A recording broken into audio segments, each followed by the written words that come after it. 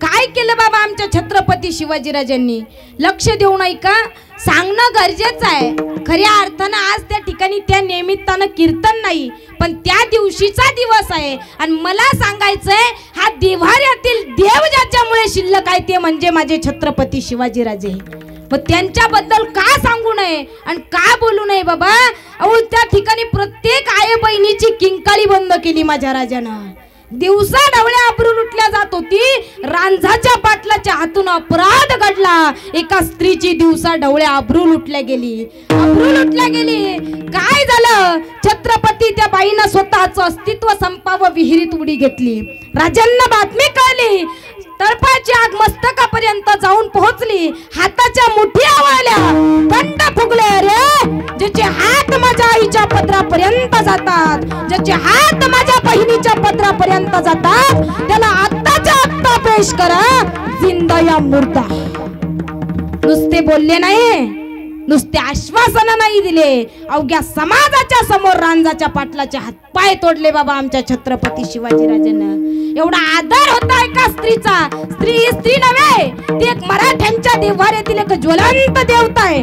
स्त्री साक्षात मूर्तिमंत जगदंबा आहे. एवढा आदर एका स्त्रीचा जीवनामध्ये केला बाबा. आणि अवघ्यांना संदेश दिला. रे वाघाचं कातडं घालून कधी कुणाला वाघ होता येत नसतं. आणि महाराष्ट्रातल्या स्वराज्याच्या जे नादाला लागल त्याचं कातडे सुद्धा राहत नसतं. अवघ्यांना संदेश दिला. अरे आमच्या वाटेवर येऊन आमच्याशी वाटमारी करणाऱ्याची, त्याच्या वाटेवर जाऊन त्याची वाट लावल्याशिवाय आम्ही आमच्या वाटेवर परतत नाही. हा इतिहास आहे महाराष्ट्राचा. आणि तो इतिहास घडवला इथल्या घराघरातल्या आईनं. तो इतिहास घडवला इथल्या घराघरातल्या सावित्रीनं. तो इतिहास घडवला घराघरातल्या सिंधुताईनं. तो इतिहास घडवला इथल्या घराघरातल्या जिजाऊनं बाबा. म्हणून त्या जिजाऊ मासाहेबाचा, त्या प्रत्येक नारीचा आदर सन्मान करणं हे राजेंचं आद्य कर्तव्य आमचे छत्रपती राजे मानत होते बाबा. एवढा अधिकार संपन्न जीवन होतं. आज उगाच नाही आमच्या राजांचं नाव घेतल्यावर हा जग पेटून उठतं.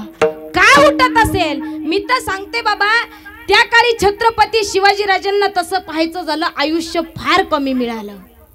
माझ्या राजाला जर शतकाच्या पार आयुष्य भेटलं असतं, छत्रपती शिवाजीराजेला शतकाच्या पार आयुष्य भेटलं असतं, आज प्रत्येक शेतकऱ्याच्या घराला सोन्याचं दार असतं, सोन्याचं दार असतं. सगळ्यांना संदेश दिला बाबा. कीर्तन, महोत्सव, जयंत्या, पुण्यतिथ्या कशा करताय दादा? सगळे जण एकत्र यावे. नुसते एकत्र नाही, आपले विचार एकत्र यावे, आपल्या प्रत्येक ठिकाणी जुळावं. कारण आता जातीभेद फार प्रमाणात वाढलाय दादा. छत्रपती शिवाजीराजेनं 18 पगड जाती एकत्र केल्या, मग स्वराज्य निर्माण केलं. जातीभेद नाही केला राजांनी. कोण म्हणतं? लोकांनी आता महाराज मंडळी सोडले नाही बाबा जातीभेद करण्याकरता. या जातीचं नको, त्या जातीचं नको, एवढा अधिकार तुम्हाला दिलाच कोणी का तुम्ही जाती पाडाव्या? आमच्या राजांना सगळ्या जाती एकत्र केल्या, स्वराज्य निर्माण केलं बाबा. त्यांना छत्रपती शिवाजीराजे म्हणतात. हो, एकत्र या, विचार एकत्र आले पाहिजे. आणि खरं सांगू का बाबा, आपल्यामध्ये एकी उरली नाही. कोणतंही कार्य करा, एकी उरली नाही. एक त्या कोपऱ्यात, एक ह्या कोपऱ्यात.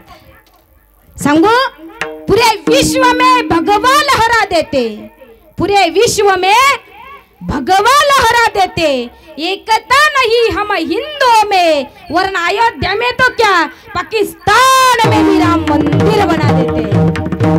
म्हणून सगळ्यांनी आपल्या सर्वांच्या मध्ये एकी ठेवायची. आणि कीर्तनाच्या माध्यमातून माझा एक संदेश सगळ्यांनी घ्यायचा का एकजुटीने राहायचं.